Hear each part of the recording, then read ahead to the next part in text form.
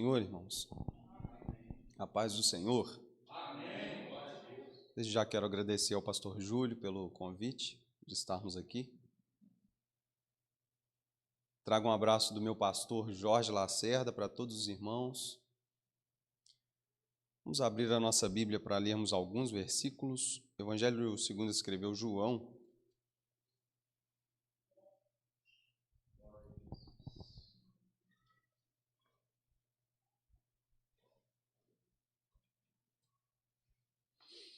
Evangelho segundo escreveu apóstolo João, capítulo de número 11.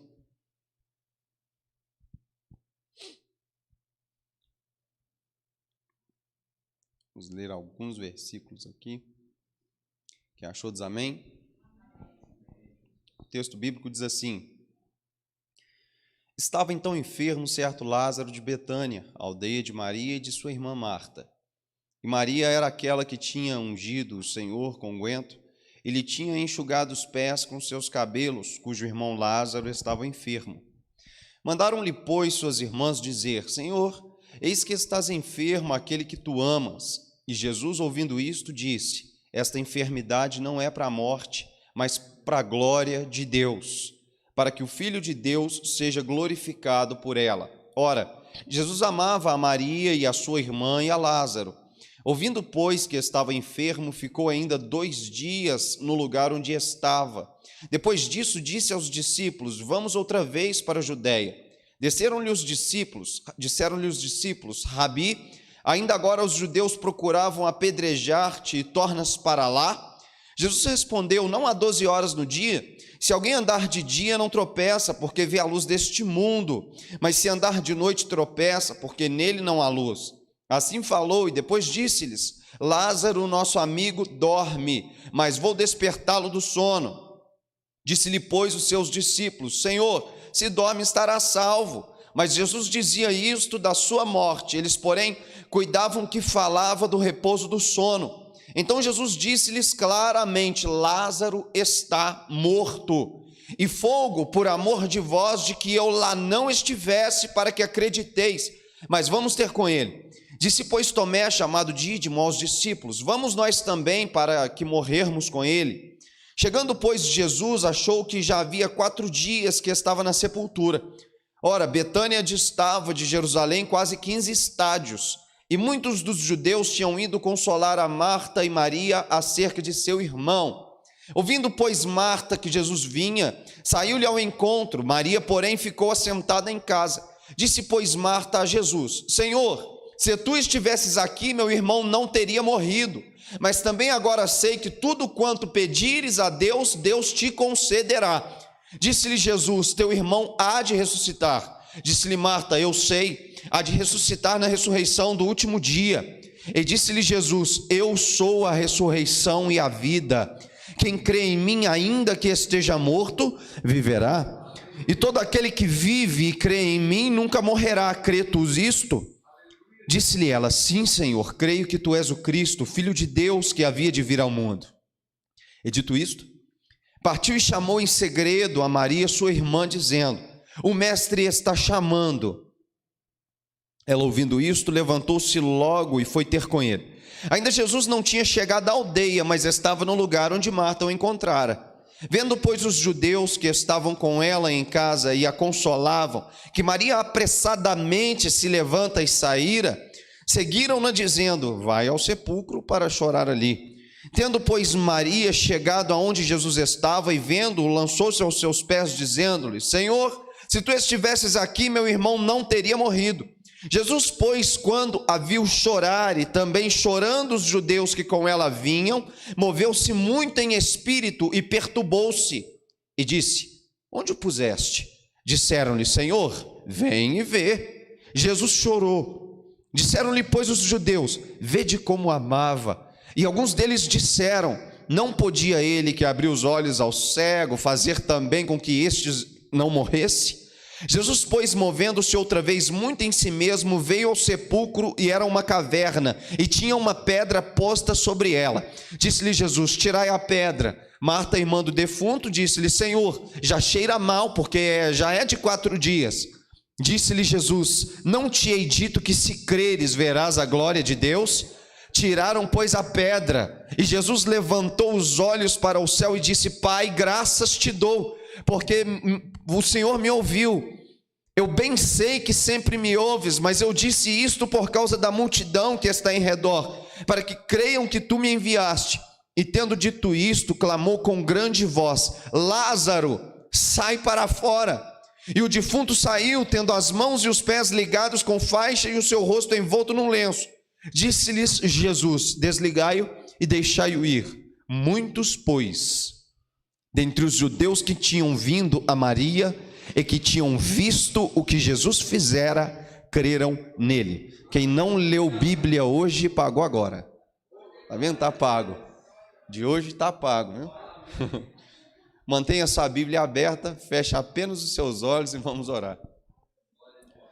Espírito Santo, esclareça-nos as Escrituras, fala conosco por intermédio da sua palavra, torna a letra que está aqui nessas páginas de papel viva e eficaz, para que possa penetrar em nosso coração como espada alguma de dois gumes.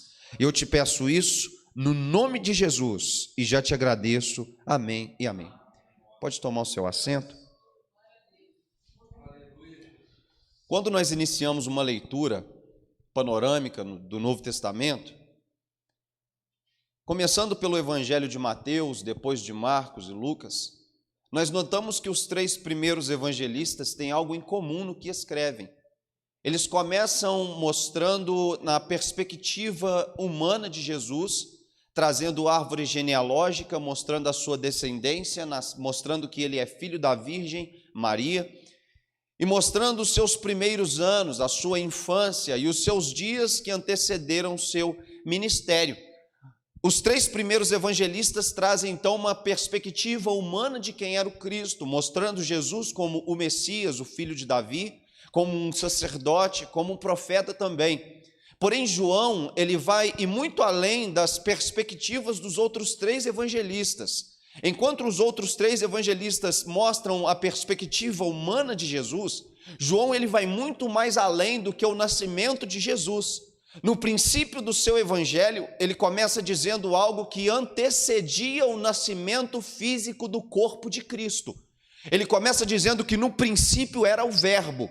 João, então, ele passa pela linha do tempo, indo antes do nascimento físico de Jesus, através de Maria, vai diretamente apontar para a eternidade do Cristo, que havia se feito carne e habitado no meio deles. Ele começa dizendo que no princípio era o Verbo, que o Verbo estava com Deus, e que o Verbo era Deus.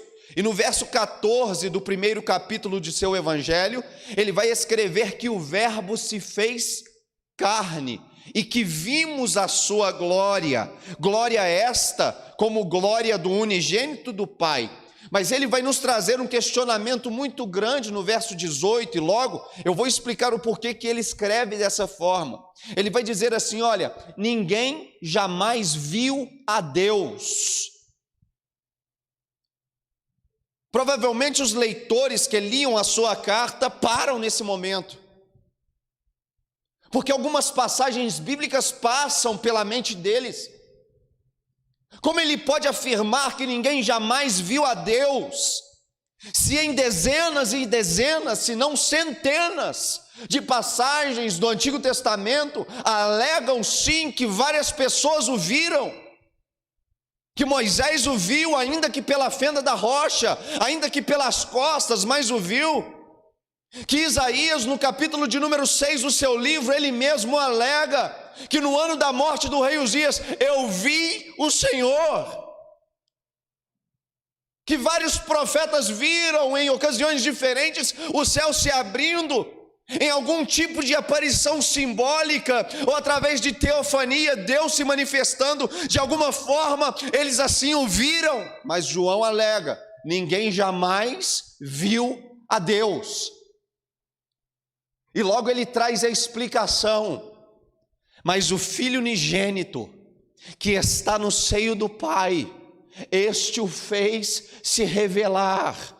João estava mostrando que todas as vezes no Antigo Testamento, aonde eles viam Deus, eles viam ninguém além do que o próprio Cristo em pessoa. Jesus então aparece em várias ocasiões no Antigo Testamento, antes do seu nascimento, através da Virgem Maria. Antes de sua encarnação, antes de receber um corpo de carne, ele já existia. João escreve isso, e não só nessa parte, mas ele vai defender ao longo de todo o seu evangelho a divindade de Cristo, num propósito apologético, num propósito de enfrentamento, de confronto. Heresias não são problemas que nasceram no nosso século. Temos aos montes por aí, de diversas formas as quais nós quisermos. Porém, nos dias dos apóstolos, eles já lidavam com esses tipos de problema. Nos dias de João, uma seita, um grupo religioso conhecido como agnósticos, estavam se levantando contra uma doutrina fundamental das Escrituras, a doutrina da divindade de Cristo. Eles estavam afirmando que Jesus não era Deus. João então vai dar uma resposta à altura. Paulo vai também e reforça escrevendo a epístola aos Colossenses. A verdade de que Jesus era Deus não podia morrer, porque essa verdade era de total fundamento para a fé e a progressão da igreja. E ao longo de seu evangelho, João vem mostrando essa divindade de Cristo. Porém, até o capítulo 11, ele conseguiu engrandecer muito bem, mostrando que ele transforma água em sangue, como o seu primeiro milagre. João vem mostrar 7 milagres de Jesus, e em cada um desses milagres, ele vai escolher milagres dentre os vários que apontam para a divindade de Cristo. João aqui quer desconstruir uma visão que eles haviam criado a respeito do Cristo. Por quê? Muitos ainda viam Jesus como um guru, como um curandeiro, como um profeta. Ele era tudo isso? Muito mais que isso. João então vem para desconstruir essa ideia, porque ter uma ideia de um Cristo reduzido enfraquece a nossa fé. Nós temos que entender o quão ele é grande, o quão ele é incomparável. E ao escrever acerca desse evento de Lázaro, João vai encerrar essa sessão acerca dos milagres de Jesus com chave de ouro. Vamos para o texto. A Bíblia disse que Lázaro, amigo de Jesus, estava enfermo, e que Maria e Marta, irmãs desse enfermo, vão mandar então um mensageiro para dar o recado a Jesus. Elas vão interceder pelo irmão, elas vão dizer ao mensageiro: olha, vai em tal lugar que Jesus estará lá, e dê a ele o recado, diga para ele que o nosso irmão Lázaro, a quem ele tanto ama, está enfermo. O interessante é que a casa de Maria e de Marta era um lugar que era comum de Jesus estar, era um lugar que Jesus visitava com frequência. Notamos nós uma grande intimidade delas com o Senhor Jesus aqui, que elas inclusive sabem aonde Jesus se localiza. Durante o período de crise, Maria e Marta sabem aonde se encontra Jesus. Nos nossos períodos de crise, nós temos que saber aonde se encontra Jesus. E elas sabiam. E elas vão enviar o mensageiro, e o mensageiro vai chegar lá. E o mensageiro vai virar para Jesus e vai dizer para ele assim: olha, Jesus, sim, sabe Lázaro? Sei, aquele que você tanto ama, aquele que você ama muito, tentando trazer Jesus para o emocionalismo. Não, vamos falar que é aquele que ele ama muito, para ele lembrar da amizade dos dois, para ver se ele vai lá correndo. Jesus, aquele que você ama muito, está enfermo. Jesus vai dizer assim para ele assim: olha, diga a elas que essa enfermidade não é para a morte, mas é para a glória de Deus. Calma aí, vamos lá. O mensageiro recebe essa palavra e vai voltar todo afoito para dar o recado. Enquanto ele caminha para Betânia, Jesus vai começar a dizer aos seus discípulos, os seus discípulos vão começar a dizer para ele: olha, Jesus, a gente acabou de ser apedrejado, quase que apedrejaram a gente lá, a gente vai voltar lá? Sim, vamos. Nós temos que entender que oposição nunca foi suficiente para parar a obra de Deus. Aquilo que vem da terra nunca conseguiu parar aquilo que vem do céu. Sanbalat e Tobias não pararam Neemias, cova não parou Daniel, fornalha não parou Sadraque, Mesaque e Abednego, o exército egípcio não parou Moisés.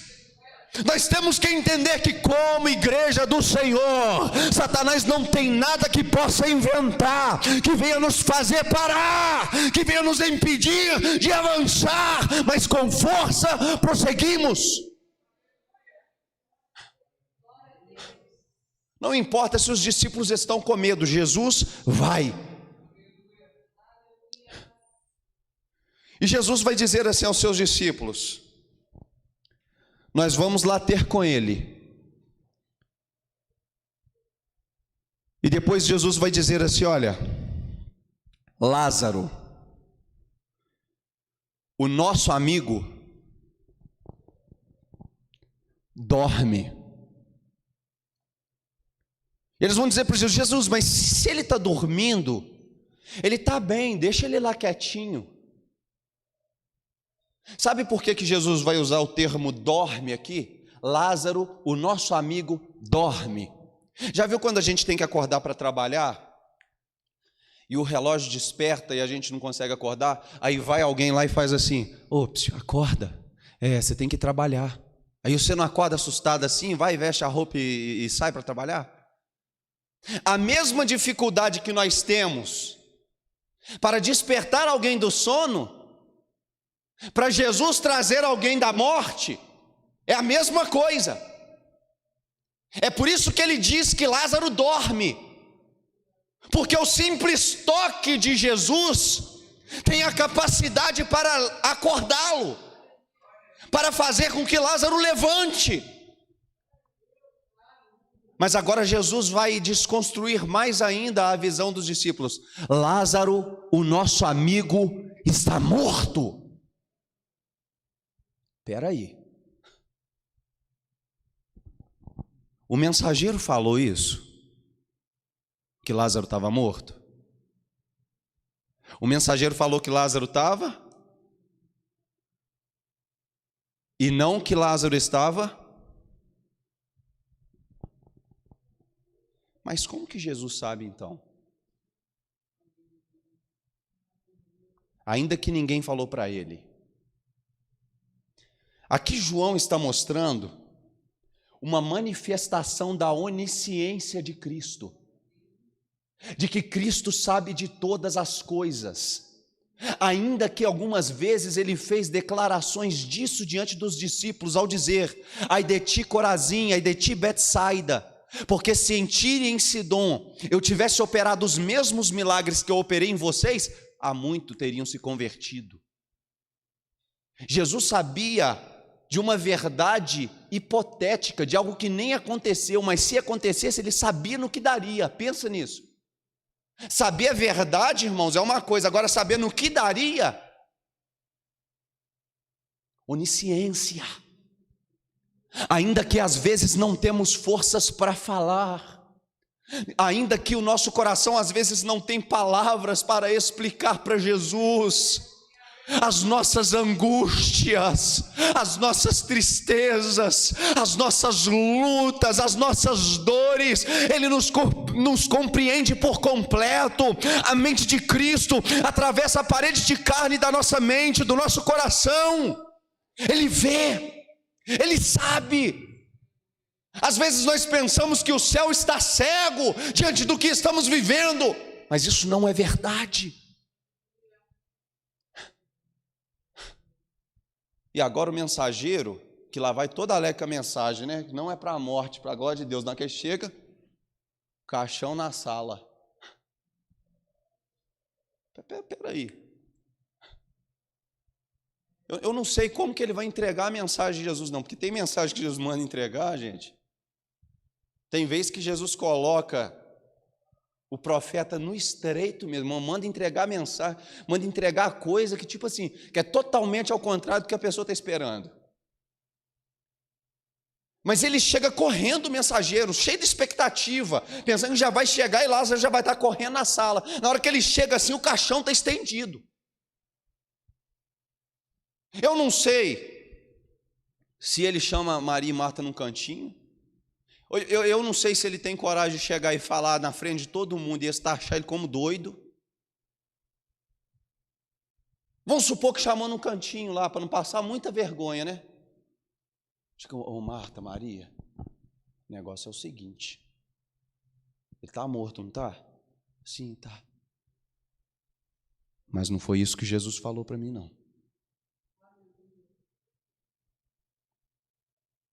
Deixa eu te dizer uma coisa. Talvez o que você está passando possa ter chegado no pior nível ao qual você imaginaria que não ficaria desse jeito. Mas deixa eu te dizer uma coisa. O que Jesus fala, Jesus faz. Não existe abismo profundo suficiente que Deus não tenha uma corda do tamanho para te resgatar de lá. Lázaro está morto. O mensageiro não sabe o que fazer direito com a mensagem que Jesus entregou. Porém, agora Jesus vai sair e vai dizer ainda aos discípulos: olha, eu assusto às vezes com Jesus, porque tem coisas do céu que a gente demora para poder entender, que a gente demora a engolir. Jesus vai dizer, olha só para você ver. Então Jesus disse-lhes claramente: Lázaro está morto, e fogo por amor de vós de que eu lá não estivesse, para que acrediteis, mas vamos ter com ele. E o texto ainda vai dizer: ouvindo, pois, que estava enfermo, ficou ainda 2 dias no lugar onde estava. Está aí no verso 6 aí, ó. Quando Jesus ouve sobre Lázaro, sabe o que vai fazer? Ele vai se demorar. E quer saber? É de propósito. Muitas vezes não entendemos o silêncio de Deus. Jesus se demora ali de propósito. Tem coisa que Jesus vai deixar piorar. Deixa eu te dizer uma coisa. Uma vez eu estava cheio de ansiedade no meu coração, questionando a Deus, mas Deus, está tudo demorando demais. Já falaram tanta coisa comigo, que ia acontecer isso, que ia acontecer aquilo, que não sei mais aquele outro, e alguém entregou uma profecia assim, assado, e não acontece nada, e eu não fui pregar em tal lugar, e não aconteceu isso, e não aconteceu aquilo. Jesus, sabe o que Jesus falou comigo? Espera aí, deixa eu te dizer uma coisa. Tudo que cresce rápido fica pequeno. Tudo aquilo que é grande demora a crescer. E quanto mais lento é o crescimento, mais doloroso ele é. Nós temos que entender que quando o arqueiro quer atirar uma flecha, quanto mais para trás ele puxar, mais longe ela vai. Às vezes nós estamos pensando que Deus está nos atrasando, mas deixa eu te dizer uma coisa: Ele está te desenvolvendo, Ele está te aperfeiçoando. Jesus vai deixar a situação de Lázaro, de enfermidade, passar para a morte. Jesus vai permitir que algumas coisas piorem. E Jesus ainda vai dizer aos discípulos: bom que eu não estava lá. Sabe por que Jesus está falando isso? Porque agora Jesus está indo para Betânia. E no meio do caminho chega Marta correndo já e se lança aos pés de Jesus. E já chega chorando, dizendo: Senhor, se o Senhor estivesse aqui, o meu irmão não teria morrido. Aí eu lembro do que Jesus acabou de falar com os discípulos: ainda bem que eu não estava lá, porque ele tinha morrido e eu não tinha feito nada.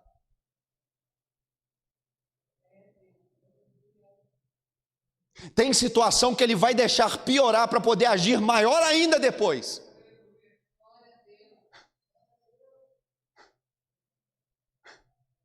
Jesus vai dizer para Marta: Marta, olha só.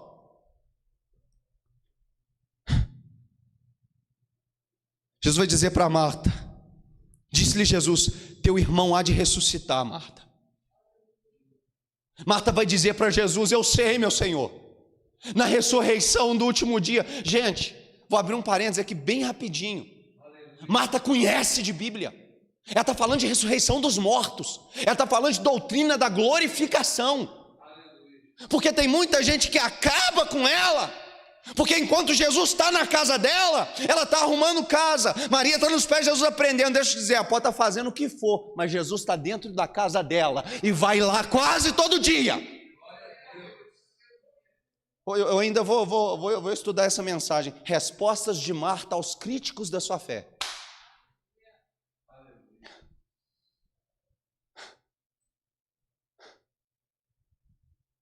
Eu sei, meu Senhor, na ressurreição do último dia, eu sei que vai ressuscitar um dia, eu vou encontrar com ele. Marta, eu sou a ressurreição e a vida, Marta. Aquele que crê em mim, ainda que esteja morto, viverá. Gente, olha a profundidade disso. Aquele que crê em mim, ainda que esteja morto. Quem está morto aqui, Marta? Maria? Quem está morto? Jesus não está falando da fé de Marta. Jesus não está falando da fé de Maria. Jesus está falando da fé de Lázaro. Aqui Jesus mostra para ela que Lázaro morreu, mas morreu exercendo fé nele. Talvez Lázaro sentia suas forças deixando o corpo, mas uma coisa ele tinha na cabeça: ainda que a minha própria mãe me abandone, eu sei que Jesus não vai se esquecer de mim. Uma hora ele vai chegar. E as forças começam a se esvair de Lázaro. Onde ele vem a óbito, ele passa pelos portões da morte, entra no Hades, onde ele pode contemplar ali todos os profetas mortos do Antigo Testamento. Ele está morto. Ele está morto, gente. Marta corre na casa dela e chama Maria. Maria, Jesus está chegando aí. Maria, escutando isso, ela vai, corre, vai aos pés de Jesus também e chega falando a mesma coisa. Quando as duas falam a mesma coisa, eu já sei que estava de conversinha antes. Curou a mulher do fluxo de sangue, curou a filha de Jairo, ressuscitou, estava morta e ressuscitou, fez um monte de coisa com um monte de gente, mas se estivesse aqui, eu te garanto, não tinha morrido. O problema é que a gente é cheio desse preconceito, que se Jesus tivesse, não tinha acontecido. Deixa eu te dizer uma coisa, com Jesus ainda acontecem as coisas.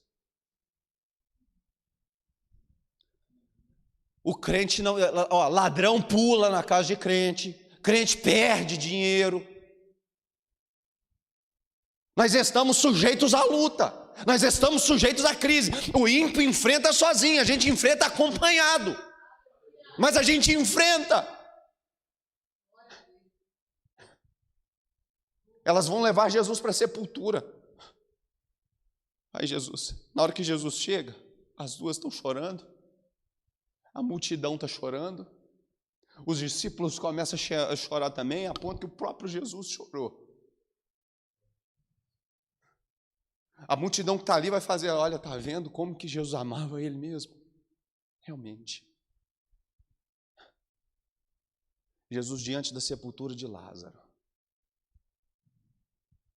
vai dizer assim para Marta e para Maria: aqui, removam a pedra para mim. Que Jesus? Espera aí, estava doente, Jesus deixou ficar doente? De doente, Jesus deixou morrer? Agora, depois de morto, 4 dias em decomposição, Jesus ainda vai deixar abrir para poder feder mais? Eles pensaram que a morte era a pior situação, mas Jesus ainda vai mostrar que a situação ainda podia piorar. Sabe o que Jesus queria quando ele manda remover a pedra? Que todos que estavam ali pudessem sentir o cheiro. Marta vai falar para ele: Jesus, já cheira mal, mas é isso que eu quero que sintam o cheiro. Eu quero que vejam a situação que está, para poderem ver de onde que eu vou tirar. Eles removem a pedra, na hora todo mundo,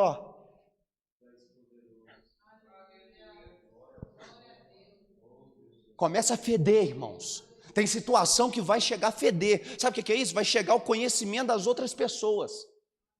Um monte de gente vai se escandalizar com o que está acontecendo. Mas não é crente, mas está nessa situação toda, mas chegou tão fundo.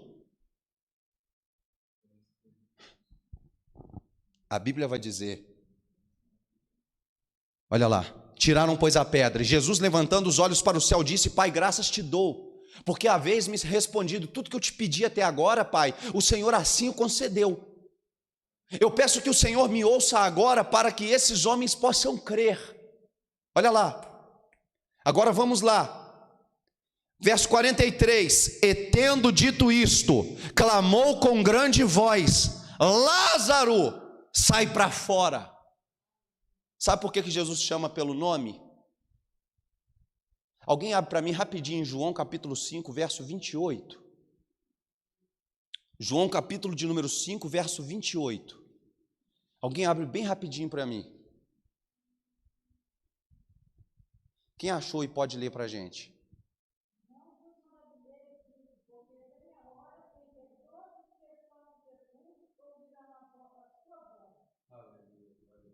E ressuscitarão. Jesus chama Lázaro pelo nome, porque senão vira até bagunça. Porque a voz dele tem poder o suficiente para entrar no cemitério e chamar todos que lá estão de volta à vida.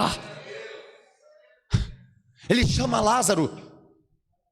A ressurreição aqui não é tão simples e comum como nós imaginamos.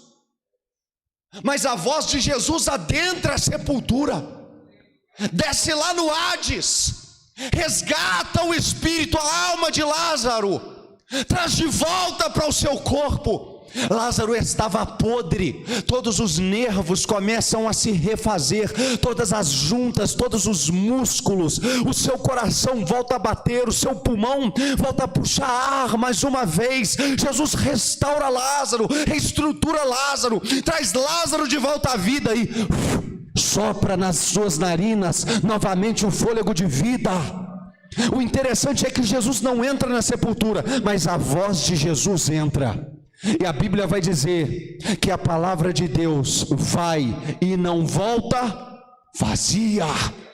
Então quando ela entra na sepultura, ela vai e volta trazendo Lázaro. Jesus disse: Lázaro, vem para fora. E a Bíblia vai dizer que enrolado em panos, sai igual uma múmia da sepultura. Existia uma crença na época de que no primeiro dia qualquer pessoa poderia orar que um defunto podia ressuscitar por intermédio do poder de Deus. Segundo dia, só um sacerdote. Terceiro dia, só um profeta. Quarto dia, só o próprio Deus. João aqui fecha com esse milagre de Jesus, mostrando que Ele é Deus. Deixa eu te dizer uma coisa: você não está servindo a um guru. Você não está servindo um simples homem de carne e ossos. A maioria dos fundadores de religiões morreram pela causa? Morreram. Mas me falam quantos tomou a sua vida de volta? Posso pedir para a igreja ficar de pé, pastor? Com a permissão do pastor, fique sobre os seus pés.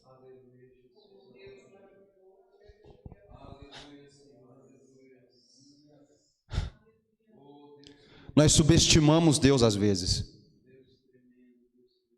Não entendemos o que Ele está fazendo muitas das vezes. Às vezes as situações na nossa vida chegam a alguns pontos que nós imaginamos assim: Deus já me abandonou. Deixa eu te explicar.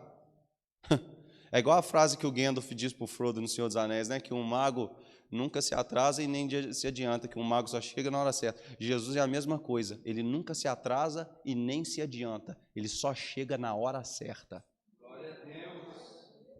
Feche seus olhos para fazer uma breve oração com você. Deus maravilhoso, nós cremos que o poder que ressuscitou Lázaro pode entrar nas nossas sepulturas internas e ressuscitar tudo aquilo que para nós já morreu, tudo aquilo que nós já não temos mais esperança, tudo aquilo que nós dizemos, olha, isso já não vai dar mais, isso eu não acredito mais. Nos deu uma fé, Deus, feita a fé de Abraão, que creu ainda que não havia esperança. Deus, ainda que não consigamos enxergar uma solução aos olhos da carne, aos olhos do homem, ainda que a mão do médico não alcance, sabemos que a sua mão alcança. Ainda que não esteja ao nosso alcance, Deus, está ao alcance do Senhor. Ainda que fugiu do nosso controle, está sobre o total controle e domínio do Senhor. Que o Senhor trabalhe a nossa fé, que o Senhor edifique a nossa fé, que o Senhor nos dê uma fé como de Lázaro, que ainda que tudo ao nosso redor se desmorona, que a nossa fé no Senhor permaneça intacta. E eu te peço isso no nome de Jesus. Amém.